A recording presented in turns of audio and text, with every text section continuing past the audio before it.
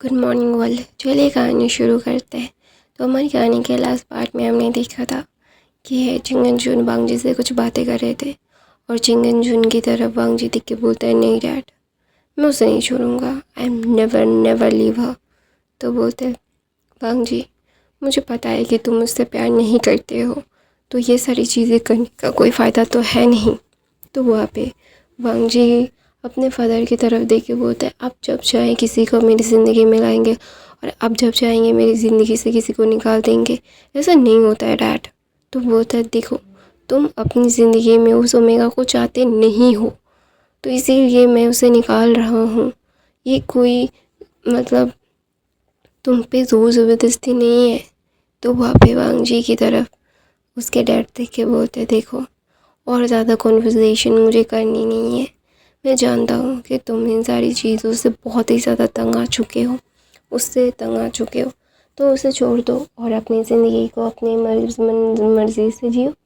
तो वहाँ पे वांगजी ना अपने डैड की तरफ देख के बोलता है, डैड डोंट डू दैट। तो बोलते, what should I do then? हाँ, तुम उसे मार डालना चाहते हो और मैं बैठ के देखता रहूँ? तुम चाहते हो कि वो मर जाए? तो वहाँ पे वांगजी बोलता है, नहीं डैड, मैं नहीं चाहता हूँ, I really don't want to destroy her. तो बोलता है, no I know you want to destroy her, but you can't do that. मैं उसे प्रोटेक्ट करूँगा। तो वहाँ पे वांगजी की तरफ उसके फादर देख के सब बोलते हैं और उसके फादर की तरफ वांगजी देख के बोलते हैं, father I just can't believe you are saying that.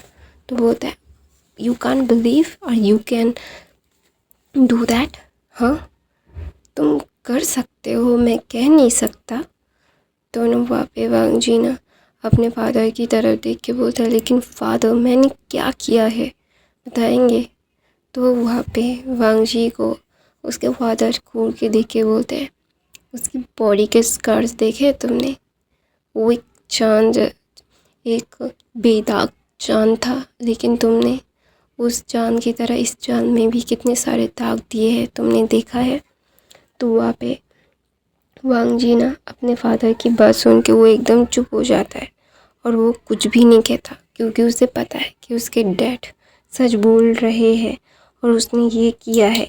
उसे पता नहीं क्यों इतना ज़्यादा गुस्सा आ जाता है और विंग को वो हर्ट कर बैठता है। इसीलिए मतलब शादी के मतलब पहली रात से वांगजी ने विंग को हर्ट किया है, पहली रात से। तो ये सारी चीज़ें वांगजी जानता है। वो अपने गुस्से को कंट्रोल नहीं कर पाता और विंग को हर्ट कर देता है। और ये सारी चीज़ें वांगजी जानबूझ के नहीं करता। जब उसे गुस्सा आता है ना, तो उसका माइंड पूरा ब्लॉक हो जाता है, वो कुछ भी नहीं कर सकता, ऐसा उसे लगता है। तो वहाँ पे वांगजी बोलता है, dad I am your son, you have to stay with me. तो बोलता है, I know I am your dad, I know you my son, but ये सारी चीज़ें मैं नहीं कर सकता, कभी भी नहीं, कभी भी नहीं, क्योंकि मैं तुम्हारा फादर हूँ। इसका मतलब ये नहीं है मैं किसी और के बच्चे को, किसी और बाप के बच्चे को तुम्हें मारने दूँ। तो वहाँ पे वांगजी बोलता है, डैड आप ऐसा क्यों बोल रहे, मैं उसे मार दूँगा। तो वहाँ पे वांगजी की तरफ उसके डैड देख के बोलते हैं, तुमने रिपोर्ट्स देखी है, तो अभी भी तुम ये कहना चाहते हो, तो ये मुझे नहीं लगता कि ये ज़्यादा राइट होगा। तो वहाँ पे वांगजी ना अपने फादर की तरफ देख के बोलता है, father I know I am wrong. तो बोलते हैं, you know you wrong, then leave her. तो वहाँ पे वांगजी बोलता है, no I am not leaving her. तो वहाँ पे चिंगन जून वो कुछ नहीं बोलते और वहाँ से बोलते हैं, साइन कर दो अपनी ज़िंदगी को अपने मन मर्जी से, अपनी मदर की चॉइस से, या फिर तुम अपनी चॉइस से शादी कर सकते हो। And I am so sorry कि मैंने तुम्हारे लिए एक हीरे को तराशा था और तुमने उस हीरो को चूर चूर कर दिया। ऐसा बोल के चिंगन जून वहाँ से चले जाते हैं। चिंगन जून के जाने के बाद वो एकदम ना वांगजी चुप होकर अपने मतलब क्या बोलते चेयर पे बैठ जाता है और दूसरी तरफ से विंग अपने फादर के साथ वो घर जाना चाहता था। तो डॉक्टर ने बोला था कि 2-3 दिन उसे एग्जामिन करके फिर, क्योंकि वो जानते थे ये ओमेगा को घर जाने के बाद और ज़्यादा तबीयत की बिगाड़ के आएगा, तो इसीलिए वो नहीं चाहते थे कि विंग की तबीयत और भी बिगड़ जाए, और इसीलिए वो वांग मतलब विंग को रखना चाहते थे। तो वहाँ पे जो जैंग फैमियाँ बोलते हैं आप ज़्यादा चिंता मत कीजिए, मैं उसे अपने घर लेके जाऊँगा, उसे कोई प्रॉब्लम नहीं होगी। तो वहाँ पे डॉक्टर बोलते आप कौन? तो बोलते मैं इस ओमेगा का विंग का फादर हूँ। तो वहाँ पे वो डॉक्टर स्ट्रिक्टली विंग को कोई स्ट्रेस ना मिले, एकदम शांति से रहे, आराम करे, अच्छा खासा खाना खाए, ये सारी चीज़ें वो बताते हैं। और विंग की डाइट देते हैं, विंग का जो मेडिसिन का कोर्स है वो बताते हैं। तो वहाँ पे विंग अपने फादर के साथ अपने घर अपने फादर के घर चला जाता है। जब मतलब विंग अपने घर जाता है तो उसकी माँ चिल्ला के बोलती है, विंग तुम यहाँ पे क्या कर रहे हो? क्या दामाद जी आए हैं? तो मैडम यो की तरफ जैंग फैमिया गुस्से में देख के बोलते हैं, अपना मुंह बंद रखो, ज़्यादा बकवास मत करो, मेरा बेटा मैंने लाया है। तो वहाँ पे विंग को जब वो देखती है तो देखने के बाद ना वो बोलती है कि तुम कहीं पे गए थे बच्चा? तो वहाँ पे बोलता है कि तुम हॉस्पिटल गए हो क्या दामाद जी ने? तो वहाँ पे मतलब जैंग फैमिया बोलते हैं, उसका नाम देना ज़रूरी है? तुम मेरे बेटे से अभी दूर रहो, मेरे बेटे को आराम करने की ज़रूरत है। तो वहाँ पे यानली भाग के आती है, विंग को पकड़ लेती है और बोलती है, अर्शन क्या हुआ मेरा कपकेक, तुम ठीक हो ना? तो वहाँ पे विंग अपने शीशे को देख के मिक साइड से स्माइल देके बोलता है तो वहाँ पे मतलब चैंगशन आता है और अपने भाई की ऐसी हालत देख के वो अपनी मदर को गुस्से में देखता है, क्योंकि उसकी मदर की ज़िद थी वो। और हर बार जब विंग को ऐसी हालत में देखता चैंगशन को बहुत गुस्सा आता, लेकिन उसकी मदर की वजह से वो कुछ कह नहीं पाता था। वो अपने छोटे भाई की ऐसी हालत को वो बिल्कुल भी सहन नहीं कर सकता, लेकिन वो क्या करे? उसकी मदर की वजह से वो कुछ कह नहीं सकता, कुछ कर नहीं सकता। He can do anything because of her mother. Guys मेरा उल्टा पल्टा इंग्लिश हो तो प्लीज़ एडजस्ट कर लेना। तो वहाँ पे ना विंग जब अपने भाई को देखता है तो ना वो अपना सर नीचे कर लेता है। उसका भाई गुस्से में अपनी मदर को देख के वो ना कुछ कहता नहीं है, क्योंकि अभी वो नहीं कहना चाहता। वो अपने भाई को विंग को अपने गोद में लेता है और उसे गोद में लेके उसके कमरे में ले जाता है।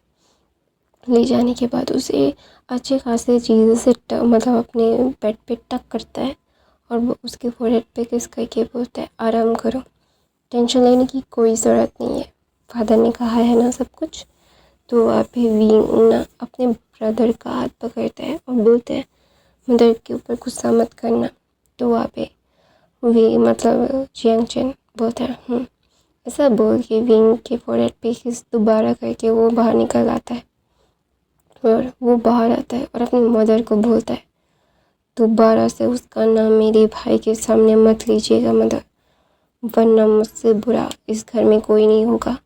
और ये सेम बात जैंग फैमिया ने कही। और जब जैंग फैमिया मतलब यानली कुछ बातें कर रहे थे अपने स्टडी में, तो वहाँ से बाहर आके यानली ने भी अपने मदर को सेम वार्निंग दी और वार्निंग दे के वो अपने रूम में चली गई थी, क्योंकि उसे पता है अभी जैंगचन और विंग बातें कर रहे हैं और जैंगचन और विंग को एक साथ बातें करते हुए छोड़ के वो अपने कुछ काम करने के लिए चली गई थी। तो वहाँ पे यानली ने अपने फादर को बोल दिया था, फादर डिवोर्स पेपर्स। तो बोलता है हाँ वो सारी चीज़ें जिंगन कर रहे हैं। तो बोलता है जल्द से जल्द कीजिए और मैं मेरे भाई को उस घर में दोबारा नहीं देखना चाहता। ऐसा बोल के मतलब यानली वहाँ से चली गई थी। तो वहाँ पे मैडम यू जस्ट वो ब्लैंकली खड़ी हुई थी। उन्हें समझ नहीं आ रहा था कि उनके दोनों बच्चे, उनके हस्बैंड क्या छुपा रहे हैं उनसे। तो वो अपने हस्बैंड के पास जाती और बोलती, तुम लोग ऐसा क्यों कर रहे हो मेरे बेटे की ज़िंदगी पर? तो बोलते, तुमने ऑलरेडी उसकी ज़िंदगी बर्बाद कर दी है, उसकी हालत देखी है तुमने, ऐसी हालत में भी उस अल्फ़ा ने, उस घटिया अल्फ़ा ने मेरे बेटे को मारा है। तुम्हें क्या लगता है कि ये सारी चीज़ें इतनी आसान है? मेरा बेटा हर बार हर चीज़ सिर्फ सहन कर रहा है और ये सारी चीज़ें सहन करते करते वो थक गया है। मैं नहीं चाहता कि मेरे बेटे को वो मार डाले। मैं चाहता हूँ मेरे बेटे को अपने पास रखना। मैं नहीं चाहता कि मैं ऐसी अपने आधे उम्र में आके अपने बेटे को लाश बनते हुए देखूं। तो वहाँ पे मैडम यू ना एकदम शॉक्ड हो गई थी। वो सोच नहीं पा रही थी कि क्या ये सच है, क्या ये क्या हो रहा है। तो वहाँ पे मैडम यू कुछ नहीं कहती। वो बाहर आती है, विंग के कमरे में जाती है। विंग के कमरे में जाने के बाद वो विंग को सोते हुए देखती है। विंग की हालत इतनी बुरी हुई थी। तो ना वो देखती है कि उसके हाथों पे 5 उंगली की शान है, गाल पे है। ये सारी चीज़ें क्या है?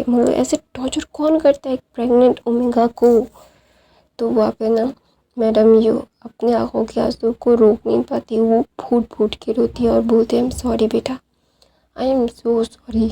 मम्मा सॉरी है, मम्मा ने पैसे देख लिए लेकिन वो तुम्हारे लिए एक अच्छा खासा अल्फा नहीं देख पाई। I am so sorry, I am so sorry, मुझे माफ़ कर दो मम्मा, सॉरी है। सब बोल के मैडम यू रोने लगी थी और कमरे से बाहर आ जाती है। और दूसरी तरफ से वांग जी ने बोला था कि विंग को देखने के लिए हॉस्पिटल नहीं आ पाएगा, लेकिन पता नहीं क्यों उसे अच्छा नहीं लग रहा था। वो अच्छा फीलिंग नहीं उसे अच्छी फीलिंग नहीं आ रही थी। उसे विंग को देखना था, पता नहीं क्यों अचानक से उसे ऐसा क्रेविंग हो रहा था कि वो विंग को देखने जाए। तो रात के 10 बजे गए थे। तो वहाँ पे वांग जी विंग के कैबिन में जाता है और विंग को वहाँ पे नहीं देखता। सारी चीज़ें वहाँ पे कुछ भी नहीं था, कोई भी नहीं था, विंग भी नहीं था। तो ना वो रिसेप्शन में आता है और बोलता है, जस्ट लैंड विभूषण। तो बोलता है वो तो डिस्चार्ज लेके 2-3 घंटे पहले चले गए हैं। तो वहाँ पे विंग की उसे डिस्चार्ज मिल गया है क्या, वो घर गया है? तो वहाँ पे ना वांग जी बहुत गुस्सा हो जाता है और बोलता है, आप लोगों ने कहा था कि वो घर नहीं जा सकता, 2-3 दिन उसे स्ट्रिक्टली रहना पड़ेगा। तो वहाँ पे बोलते हैं, उन लोगों ने कहा कि वो उनका अच्छे से ध्यान रखेंगे और वो प्रॉमिसिंग लगा तो हमने उनके साथ भेज दिया। तो वहाँ पे वांग जी बोलता है, जब मैंने बोला था तो बोलते वो डॉक्टर की बात है, आप डॉक्टर से पूछ लीजिए। तो वांग जी अपने डॉक्टर फ्रेंड शुयांग के पास धर्राम से जाता है और बोलता है कि ये क्या है शुयांग, तूने बोला था कि उसे मिनिमम 3 दिन यहाँ पे रुकना पड़ेगा। तो बोलता है उसकी फैमिली ने कहा कि वो उसका अच्छे से ध्यान रखेंगे तो इसीलिए मैंने दे दिया। तो बोलता है तो फिर मुझे क्यों नहीं दिया? तो बोलता तूने उसे छोड़ने के लिए बोला ही नहीं और तूने नहीं बोला कि उसका ध्यान रखेगा अच्छे से, दैट्स व्हाई हमने नहीं दिया। तो ना वहाँ पे वांग जी एकदम फ्रीज़ हो गया था कि हाँ, उसने तो ये कॉन्वर्सेशन की ही नहीं। तो वहाँ पे विंग को ना फिर ना वांग जी अपने घर जाता है और देखता है कि वहीं पे कोई नहीं था, विंग की कोई ट्रेसेस नहीं थे, विंग का स्मेल नहीं था। तो वो अपने मेंशन में आता है। तो वहाँ पे मैडम लाइन बोलती है, वो लड़का कैसा है अभी, क्या मेरे ग्रैंड चाइल्ड ठीक है वांग जी? तो वहाँ पे वांग जी समझ जाता है कि विंग अपने घर चला गया है। इस घर जाने की वजह से ही कल उसको इतना ज़्यादा बातें सुनाई, इतनी ज़्यादा कलेश हुआ। फिर वो अपने घर ही गया, उस चीप घर में। तो ना वहाँ पे वांग जी गुस्से में मिला होता है और बोलता है वो हॉस्पिटल में नहीं है, वो अपने फादर के घर में है। तो वहाँ पे मैडम लैन बोलती है उसे लेके आने की ज़रूरत नहीं है, उसके फैमिली जब उसका बोझ नहीं उठा पाएंगे तो उसे यहाँ पे भेज देंगे। तो वहाँ पे वांग जी ना अपनी मदर की तरफ देखता है और बोलता है, फादर ने मुझे डिवोर्स लेने के लिए बोला है। तो वहाँ पे मैडम लैन बोलते हैं, नहीं लेंस हमेशा से इस बारी शादी करते, दूसरी शादी नहीं करवाएंगे हम तुम्हारी, हो गई है, दूसरी कोई शादी नहीं होगी वांग जी। तो वांग जी बोलता है, मैं जानता हूँ फादर मदर, लेकिन फादर ने मुझे मतलब बोल दिया है कि अगर मैं चाहूँ तो दोबारा शादी कर सकता हूँ, क्योंकि वो विंग को मुझसे अलग करना चाहते हैं। तो बोलते वो हमारे ग्रैंड चाइल्ड को कैरी कर रहा है, तुम्हारे फादर ऐसे कैसे बोल सकते हैं। तो वापस चिंगन आते हैं। आने के बाद वो ना बहुत थके हुए से लग रहे थे। तो मैडम लैन बोलती तुम कैसे बोल सकते हो, लैंस एक ही बार शादी करते हैं और तुम उन दोनों की शादी पहले करवाते हो, फिर अभी उन लोगों का तलाक भी करवा रहे हो, ये बात बिल्कुल सही नहीं है। तो वहाँ पे मैडम लैन की तरफ देख के मतलब लैन चिंगन चिल्ला के बोलते हैं तुम्हारे बेटे ने शादी के 2 मिनट के बाद क्या किया था याद है। तो फ्लैशबैक दिखाया जाता है, शादी के वॉल्स ख़त्म हुए थे, तभी ही वांग जी ने भीम को एक मतलब ज़ोर से चिल्ला के बोला था तुमने ये क्या लगाया है, क्योंकि उसने लिप पैक किया था तो उसके लिप पे उसका लिप बाम आ गया था और शादी है ऑफकोर्स एक को सजेगा धजेगा। तो वांग जी चिल्ला के बोला था और विंग ना एकदम रो पड़ा था, क्योंकि पहली बार लाइफ में किसी ने उसे ऐसे मतलब धमकाया था, ऐसे ऊंची आवाज़ में बात की थी। तो वहाँ पे वांग जी गुस्से में बोलता है जाके मुंह धो क्या, वरना मैं तुम्हें अपने साथ लेके नहीं जाऊँगा। जब ये सुनता है विंग वो न टेढ़ी आंखों से सबकी तरफ देख रहा था और वहाँ पे जैंग चैन को बहुत गुस्सा आ रहा था कि ये क्या बोल रहा है, कि इसका दिमाग ख़राब हो गया है क्या, ये इसका दिमाग के घुटने में आ गया है, ये क्या बोल रहा है ये। तो वहाँ पे ना वो जैंग चैन कुछ बोलने ही वाला था, तो वहाँ पे मैडम लैन उसे का हाथ पकड़ लेती है, उसका हाथ पकड़ के बोलते हैं नहीं। तो ना वहाँ पे वांग जी विंग का मुंह धुलाता है, फिर ना वो ज़्यादा देर तक नहीं रहता, विंग को लेके लैंड मैंशन में आ जाता है।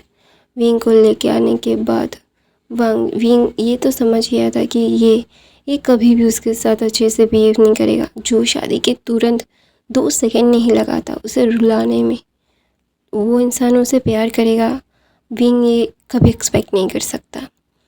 तो ना वहाँ पे विंग वांग जी के बेड पे बैठा हुआ था।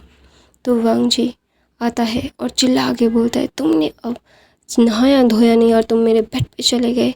इस 3rd क्लास ओमेगा की यही औकात होती है, कोई भी हाइजीनिक मेंटेन नहीं करते, जाओ जाके सोच, पहले अपने आप को क्लीन करो।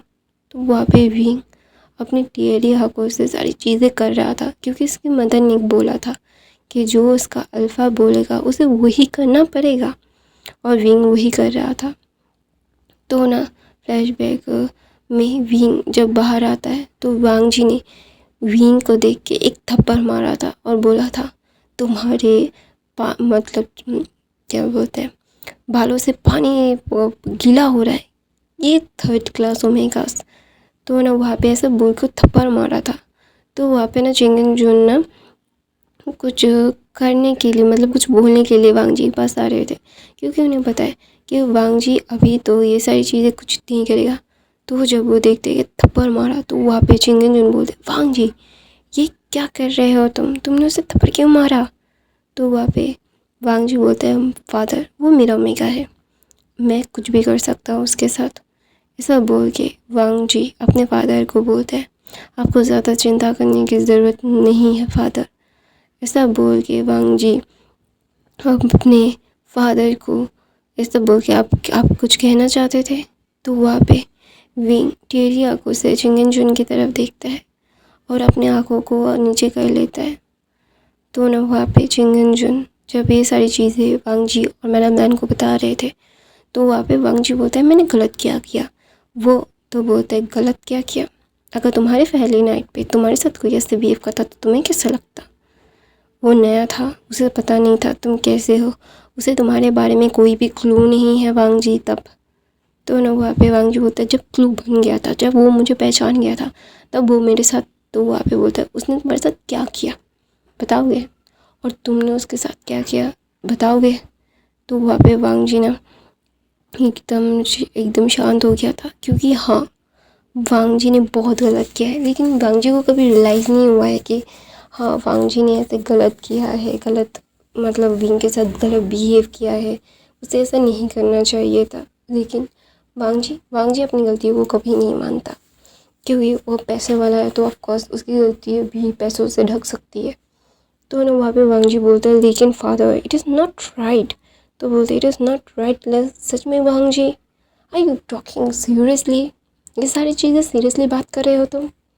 और वो कल कल की ही बात ले लो, उसकी फैमिली आई थी उसको लेने के लिए, उसके मदर फादर आए थे उसको लेने जाने के लिए, क्योंकि वो थोड़ा सा अपने बेटे के साथ टाइम स्पेंड करना चाहते थे। और तुमने उन्हें क्या बताया था, क्या बोला था? तो वहाँ पे वांग जी बोलता है मैंने कोई गलत नहीं बोला। तो वहाँ पे मैडम लैन बोलती है वांग जी तुमने गलत बोला था, इट इज़ रॉन्ग। तुम किसी की इंसल्ट नहीं कर सकते। उनके पास पैसे नहीं है इसका मतलब उनके पास इज्जत नहीं है, दैट नॉट मीन। तो वहाँ पे वांग जी बोलता है no I am not that mean mom, मैंने ये मीन नहीं किया था। लेकिन वो विंग को लेके जाना चाहते थे और उस घर में विंग को कोई भी फैसिलिटीज़ नहीं मिल सकती थी। तो वहाँ पे जिंग जिन बोलते हैं 20-19 सालों तक उसके फादर ने ही उसे पाला है। तुमने सिर्फ 1 साल 20 दिन हुए हैं तुम लोगों की शादी को, और 1 साल 20 दिन में तुमने कितनी बार उसे ह्यूमिलेट, कितनी बार उससे अपने से मतलब कितनी बार उससे इंसल्ट किया है पता है? 1000 बार तुमने उसे अपने घर से बाहर निकाल दिया, फिर वो आया फिर उससे बाहर निकाला, ऐसे ऐसे करके कितनी बार हुआ है। जब तुम्हें पता चला था तो वो प्रेग्नेंट है, फिर भी तुमने उसको रात को बाहर निकाल दिया था। तो वहाँ पे वांग जी बोलते हैं आपने उसकी बातें, तो बोलते हैं उसकी हार्मोन्स, वो प्रेग्नेंट है लान वांग जी, प्रेग्नेंट एक ओमेगा की कैसे हार्मोन्स होते हैं तुम्हारी मदर को बहुत अच्छे से पता है, और तुम भी एक डॉक्टर पढ़ चुके हो डॉक्टरी, और ये सारी चीज़ें तुम कर रहे थे। तो वहाँ पे वांग जी बोलता है लेकिन dad it is not right. तो बोलता है क्या राइट क्या रॉन्ग, इमोशंस नहीं होते हैं, तुम ऐसे नहीं कर सकते, यू कैन डू दैट। तो वहाँ पे वांग जी बोलता है I can do that dad. तो बोलता है तुम मेरी अकड़ अभी तक नहीं गई, ऐसा बोल के वहाँ पे चिंगन बोलते हैं मुझे अभी कोई कॉन्वर्सेशन नहीं करनी, I really don't want to conversation with you. तो वहाँ पे वांग जी बोलता है वो अपने घर चला गया। तो बोलता है हाँ उसके डैड आए थे और उसे लेके चले गए, वो वहाँ पे रहेगा तो वो सेफ़ रहेगा, मेरे ग्रैंड चाइल्ड सेफ़ रहेंगे। तो ऐसे बोल के वहाँ से जिंगन चले जाते हैं। जिंगन के जाने के बाद मैडम लैन बोलती है तुम्हें थोड़ा सा उसके साथ कामली बिहेव करना पड़ेगा, तुम ऐसे रूड नहीं हो सकते, हर चीज़ में रूडनेस अच्छा नहीं होता है वांग जी। मैंने तुम्हें कितनी बार कहा है ये सारी चीज़ें बहुत गलत है, तुम जो कर रहे हो वो गलत है।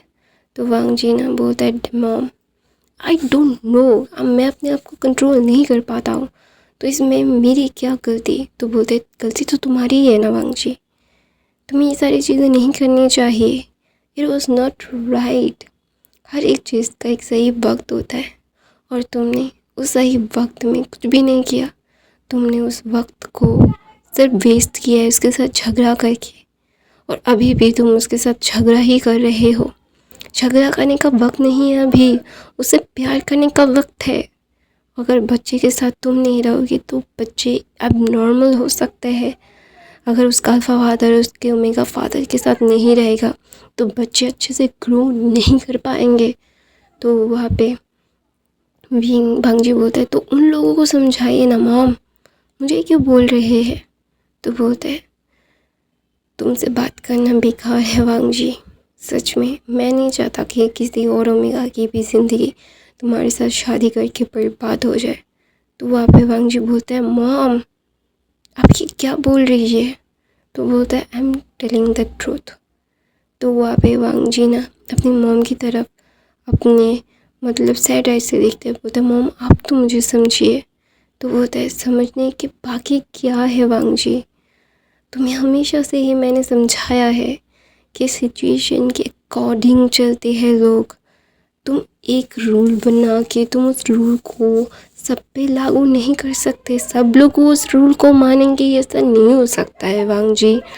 तो गाइस मैं अपनी कहानी ये पे ख़त्म करती हूँ। आई होप आपको आज की कहानी पसंद आई तो प्लीज़ गाइस मेरे चैनल को सब्सक्राइब ज़रूर कीजिएगा, और नए हो तो बाकी के फ़ैन फिक्शन देख लेना। और गाइस प्लीज़ हेल्प मी ना यार, मेरा चैनल ठप हो जाएगा, कोई लाइक नहीं कर रहा है, कोई कमेंट नहीं कर रहा है, इतना ज़्यादा कम कमेंट्स आ रहे हैं।